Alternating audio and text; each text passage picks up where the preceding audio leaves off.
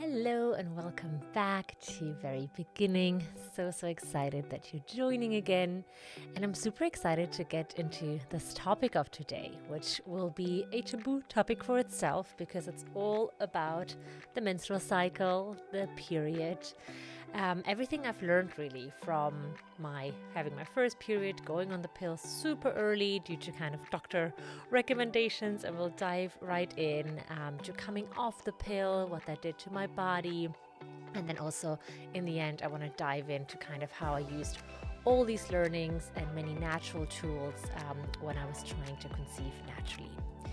So, to dive right in, as I was thinking about this episode and kind of our menstrual cycle and period, it's still so crazy to me that the period for itself is really such a taboo topic, right? It's really not something that is still talked about much, I would say, even though, over 50% of the human population in this world is menstruating. So, it's crazy to think about. But I think at least it is getting a little bit better.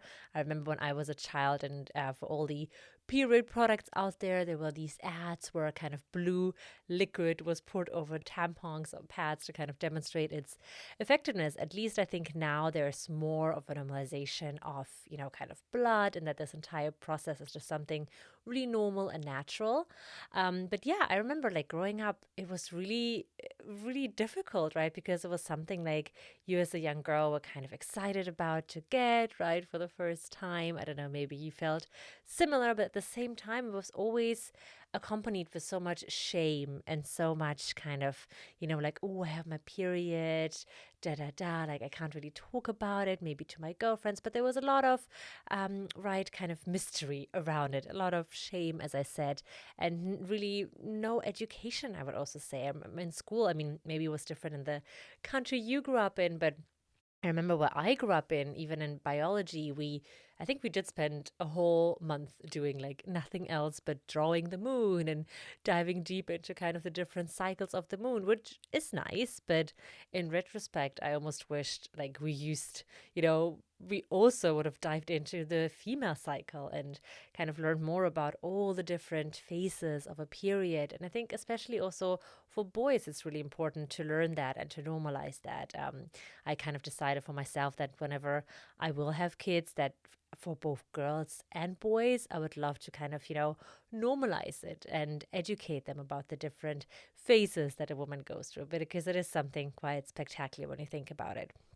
So I got my first period, I think when I was around 13, and then it didn't come again for a whole year. So kind of seeking questions and why this might be happening, I went to an OBGYN, and without even doing much investigation, I think at that time, she really just put me on the contraceptive pill, not even for contraceptive purposes, but just being like, I remember she said like, oh yeah, that would help normalize your cycle, which is something so crazy to think about, right? Because all the research that I've done now and all the information I have now, it's really not normalizing anything, right? If anything, it's kind of taking over your body and kind of you're almost on autopilot being driven by these synthetic hormones. And you don't even get a real period, right? It's a withdrawal bleed. So basically just a bleed because you stop taking the pill for a certain amount of days when you take the contraceptive pill. So quite crazy to think about. And I don't want to villainize the contraceptive pill because I know when it was, introduced to market, and for so many women, it was quite revolutionary and quite the feminist achievement. So I definitely, right, like there are also great sides to it. And for some women, it might work. But I know in my personal experience, and also so many friends of mine, and we kind of all went off it around the same time. I think it was all around kind of the pandemic. Because I think we just had a little bit more time to dig into it, right? Like everyone was doing different things in the pandemic, and I think me and my friends, we kind of really dove into that topic, and we all started like learning and realizing like, wow, this really messes up our hormones, like this really messes up our bodies, like why are we taking this? And really coming off it, I could feel so many differences, right? I mean, my skin changed, my hair changed, sometimes not for the better. Like sometimes I felt like my skin was breaking out like crazy, which of course also makes sense because it is a huge kind of hormonal shift that then happened in my body. But on the other hand, I felt much kind of in a lighter mood. And that's also something that many of my friends said that kind of it made them almost realize that on the pill, they were constantly in this state of like a bit of like a fog or almost feeling like a bit heavy mentally. And once they stopped taking it, they actually felt like such a relief. So that was really interesting to note. But yeah, so I think I was on it for about 14 years. And when I came off it, it wasn't really so much for because we wanted to start trying. It was really just, I read, how it can impact my hormones. I knew that we might want to start trying in the next 2 years or so. And I just kind of wanted to, get ahead of the curve and learn more about my body and my menstrual cycle before we even get to that point of really starting to try to conceive. So I did get my period back relatively quickly, which I'm super grateful for because I know for many women it can take a lot of time to really get it back, a lot of cycles to get it back. So I think mine was quite regular from the get-go. And that was also really the time I started using different period trackers to really try to understand like how long is my period, how long is my bleed, and also kind of noting down what are the different symptoms that I'm experiencing. Because I think that's another thing that I learned in this process, especially when you would get your period, right, and you have cramps, you would just kind of take a pain medication, right, just to kind of numb that pain. Or if you would get a headache, you would do the same. But I really consciously tried to not do that because I wanted to kind of listen to all the signals my body was giving me and all the different symptoms and kind of even noting them down and understanding like, okay, that's where I get a headache in this month, or that's where kind of my skin starts breaking out, to see if really, there were some patterns. And I found that really, really interesting to do. So yeah, I mean, as I said, my period did come back relatively quickly, which I was really grateful for. And as I was using those different apps to kind of understand like what is the length of my period, I also started to really dive into the different phases of the menstrual cycle because up until that point, I was really, really not educated about it. And I remember even like my husband knew more about kind of, my fertile windows and things like that. And I was like shocked that, at that age, and I was 27, 28 at that point, my knowledge about the menstrual cycle was quite limited. And what I found so interesting then to kind of really understand those almost 4 different seasons your body goes through every month. And I can put a little graphic in here just to visualize it. But yeah, I kind of really love to see it as almost 4 seasons because menstrual phase, right, like the phase when you bleed, can really be described as like the inner winter, right? And kind of that phase where everything is really inward focused, where you want to be all cozy and where you want to take things slow, and kind of having this really more of an intrinsic approach. And then with the next phase being the follicular phase, and that's kind of almost like a inner spring, right, where in your body what basically happens is your follicles start growing. So it's kind of more this awakening phase, right, and you start to feel your energy rise. I kind of could always then sense that I was feeling like way more up for a heavier workout or just way more kind of energetic and positive. And then with ovulation, that could be really described as like the summer, right? That you're like you're up for things. It's a great time to, do things like recording a podcast or, doing a presentation or something where you can be really like present and active and in your full power. Again, like maybe do a really good HIIT workout. And then the fourth phase being the luteal phase, really kind of this autumn, right, where things come kind of a little bit back to this inward focus, starting to slow down and kind of coming then again back the full circle back to the menstrual phase. And seeing it as these like 4 seasons and being really aware of these 4 seasons, I think also really helped me be more in tune with my body and more in tune with also what my body needs and listening to my body. Because especially when it comes to working out, I used to be really, kind of every week, I want to do 3 spin classes, 2 yoga classes, 1 Pilates class or 1 run or whatever, right? And I would kind of schedule that Same for every week, based on kind of, my work calendar or my school calendar, depending on kind of that stage of my life. And it was not, not focused at all about where I was in my menstrual cycle, but learning really about these 4 phases and what my body needs in those 4 different phases, right? And also kind of where I can be more in my strength, I think really helped.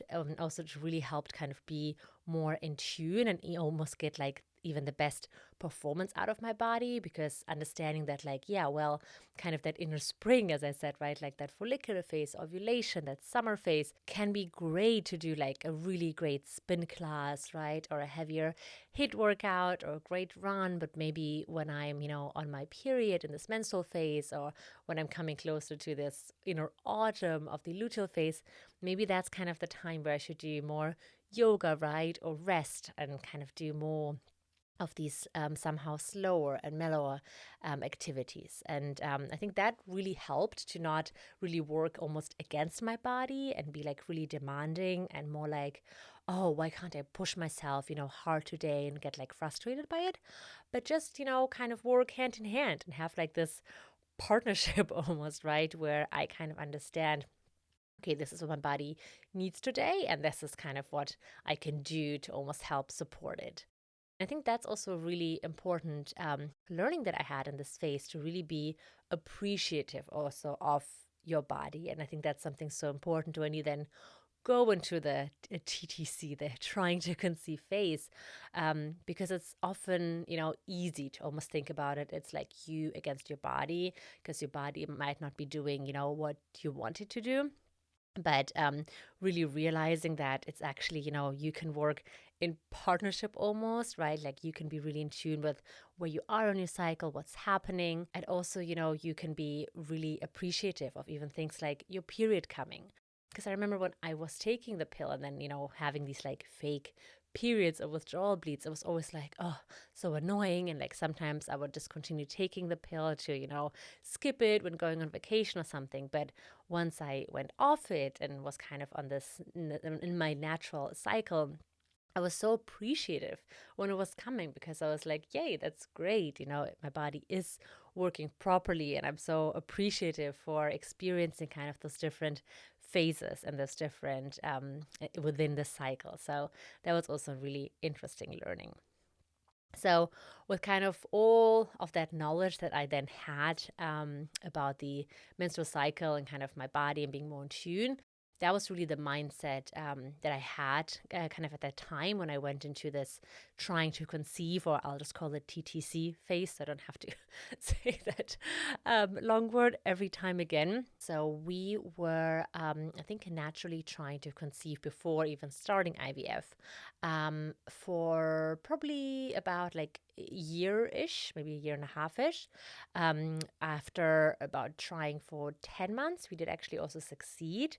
Unfortunately, that first pregnancy ended in a miscarriage, and I'm really open about it, and I'm going to even do a whole another episode about it, because as I said in my intro episode to the season, I think it's so important to also talk about these really difficult topics, because they occur so often.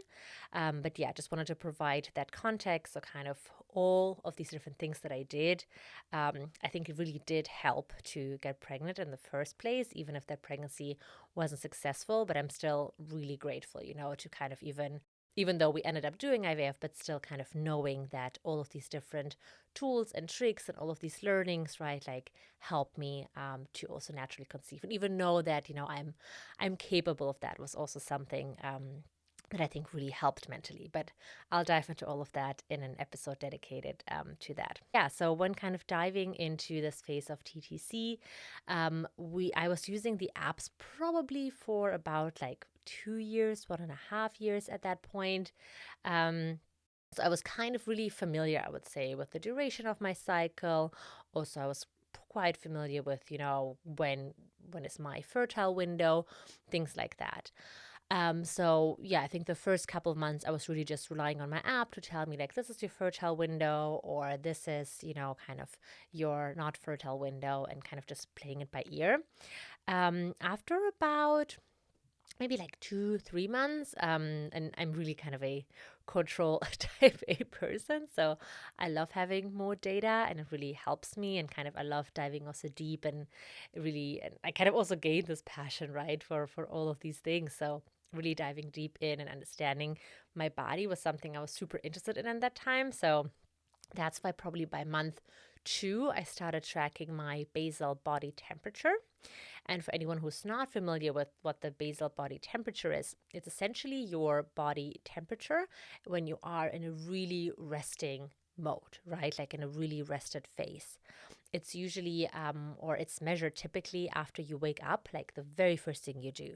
So imagine you just woken up, literally, maybe opened even one eye, and then you grab the thermometer next to your bed and like pop it in your mouth for a couple of seconds. And what that then does, and the different apps that you can use, different thermometers you can use, but essentially then, let's say you read your temperature, and then you put it into the app, and then there's different apps that can kind of help you create like a little graph. And what you will start seeing on this graph is that in the first phase of your cycle, right, so that in kind of that menstrual and follicular phase, your temperature tends to be a little lower. And then around kind of ovulation is that time when you will see kind of almost a jump. And then during the luteal phase, it's when your temperature then stays a little bit higher. And then right when your period is about to come, you will see a temperature drop. So kind of a really interesting curve, right, to see what is happening in your body. And for me, I also almost wanted to see it as like a confirmation that I was actually ovulating, right? Because sometimes that's also, and I've heard it also from many of my girlfriends that are trying to conceive, where you don't even know, like, well, am I not, right? So I think measuring the body temperature also really helped to get like another kind of form of confirmation where things were in my cycle. And actually, as the next episode for next week, I have an interview I recorded a while back with my acupuncturist, Samina. And we're diving all into these different topics of basal body temperature tracking, and other tools that you can use to naturally know if you've ovulated or not. So if you're interested into that, I would definitely recommend you also stay tuned for next week, because she's really the expert in the field, and really the expert of all these things, because I learned so much even also from her. But yeah, so it was really interesting to kind of start measuring the temperature, because that also showed me some fluctuations, right? So like, let's say the ideal curve, and I can put a picture in here, is kind of really that you see almost like first a lower temperature in the follicular phase, then a jump at ovulation, and then luteal phase higher, and then it falls back. So let's say like that's the ideal thing. For me, I saw a little bit of like ups and downs. And I saw a little bit of the follicular phase being quite long, and then ovulation occurring quite late, and then the luteal phase being quite short. So that was kind of also a first indication that something was maybe a bit off, right? Also with my hormones, and something that can be optimized. So I think it was also around that time that I sought out an acupuncturist, who at the beginning was Samina, who's coming on my podcast next week. And really the acupuncturists, naturopaths, they're so amazingly knowledgeable in this space. And that's really also the very first thing they usually ask for, right? Is that you track your basal body temperature. So I can highly recommend that to anyone who's kind of interested in diving maybe deeper into the cycle or trying to conceive, to really start doing that quite early on, because it will just help, seeing any patterns, because they also like you to do that for at least kind of 3 months and even 6 months best, where they can really see, kind of patterns, give recommendations, see how supplementation can maybe support it. Right? So really an interesting tool to better understand what is really happening. So around that time, when I started also measuring my basal body temperature, I also started doing ovulation tests. And that's also something I can really recommend. I found ovulation tests quite helpful, because again, as my different phases of my cycles weren't perfectly symmetrical, I wanted to understand, like, okay, is that really that my ovulation is occurring later, or kind of what is happening? So ovulation tests, ovulation sticks, for anyone not familiar with it, essentially look and work quite similar to pregnancy tests. The difference, however, is, of course, that they measure a different hormone. So while pregnancy tests measure the HCG hormone, ovulation tests measure the LH, or luteinizing hormone. And that's a hormone that usually increases in our bodies about 24 to 48 hours before we ovulate. So these tests can really give you an indication of, okay, it's almost at that time, right? It's not as so much that they kind of confirm you ovulated. For that, I think the temperature measurements and other tools can be better. At least they can help you, right? Like with timing and finding that fertile window, because they really can tell you, like, okay, in the next 24 to 48 hours is likely when you ovulate. So you usually do these tests in the morning with kind of your first morning urine. And I really like the ones from Clear Blue, and this is not sponsored, just really kind of my personal recommendation and preference. They had like these little smiley face that was also really easy to read. So it's kind of like a empty circle when the LH is still low, then it becomes like this blinking smiley when it's increasing, and then it's this like strong, bold smiley when, your LH is at a peak. So, okay, the next 24 to 48 hours is likely when you will ovulate. And honestly, also mentally, I found these to be really helpful, because when you are going through this dreaded phase of trying to conceive and when it takes a while, right? And then if you also do pregnancy tests at the end of each month, it is, of course, really grueling to always see negative results, but almost seeing like then these positive ovulation tests I found quite helpful, right? Just kind of mentally seeing a positive test. I don't know, it did something mentally for me to help. So ovulation test, something that I found helpful. I think there are also other ones, like if you don't want to, because I think the digital one is a little bit more expensive. They're also quite cheap ones for like kind of a few pounds or euros, depending where you live, that you can just kind of, but they show you two lines really similar to a pregnancy test, and then you can almost like, kind of put them next to each other every day and kind of measure it every day, and then see the line getting darker. And then the moment when the line is the darkest, that's kind of almost the same as like this bold smiley face. So depends on what you prefer. I just kind of liked that smiley face. So yeah, that's something that I did, like that combination of ovulation tests and temperature tracking for quite some time. After I think about maybe 6 months, maybe 7 months of it's still not trying, I also invested into the Mira fertility tracker. Again, not sponsored, just something I used. The Mira tracker is like this little egg-shaped computer. I found it to be like a really cool femtech innovation. I mean, there's so many cool things also happening in the femtech space, but that one gives you a little bit more insight into all the different hormones in your body and how they fluctuate within your cycle. And again, like maybe for anyone who has experienced it, I mean, it might sound to someone who maybe hasn't, a bit obsessive, like, why is she doing all of this? Can't she just relax, right? But if you have been through this, and if you're kind of so eager for it to work, and if you're trying month after month, and if you're not succeeding, then of course you're so desperate to try anything and everything. And of course, I think I was targeted by this Mira thing on Instagram, and we're all so susceptible to that. I mean, in retrospect, like, isn't something that I highly recommend, because I didn't think like, oh, it gave me such, revolutionary insights into my body, but it was interesting, and I used it for a couple of months, because essentially it tracks more than just the luteinizing hormone. It also tracks your progesterone, your estrogen, also your FSH. So it gives you, and then also kind of gives you a numeric value for each of them. So you basically, it's like different sticks that you need to pee on, and then put that in a little computer, and then automatically it syncs it with their app and creates like this graph for you. So you can kind of see how all these different hormones interact, right? And how all these different hormones kind of work together to repredict and confirm, when did ovulation happen? Did it happen? And for me, just because mine was a little bit off, right? And I had these like different peaks and longer follicular phase, shorter luteal phase, I was just still so unsure if I was even ovulating at that point. So that's why I just wanted to see kind of this additional confirmation. But again, considering that it is a bit more pricey, and also these sticks that you need to buy, like you also need to use all these different sticks for these different hormones, and they also have an expiration date, just not something I really recommend for me personally, from my experience. So yeah, these were kind of the, I would say, 3 main different things that I used. In addition, of course, to like the regular apps that were kind of based on their algorithms, just predicting my cycle or my fertile window.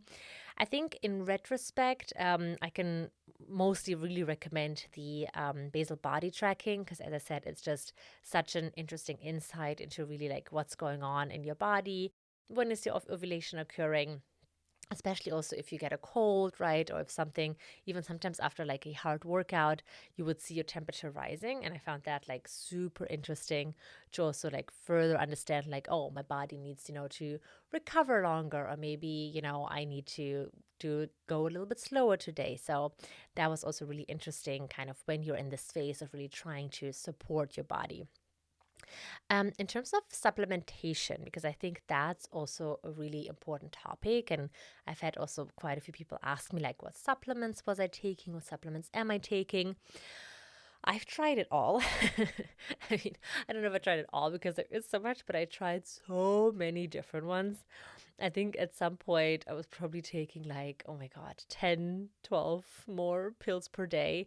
Quite a lot, quite extensive. And really from like my regular prenatal that I can also really recommend starting to take way before you're pregnant, right? Like something, also doctors always recommend to take your prenatal like the minute you know you want to start trying, because it just really supports your body and really helps getting all these nutrients in that you need. I've tried CoQ10, I tried seed cycling, I tried Chinese herbs that I was drinking in teas. I don't want to give like the exact list of things that I took, how many and whatsoever, because I think that's something so personal, and I also don't want to give any medical advice.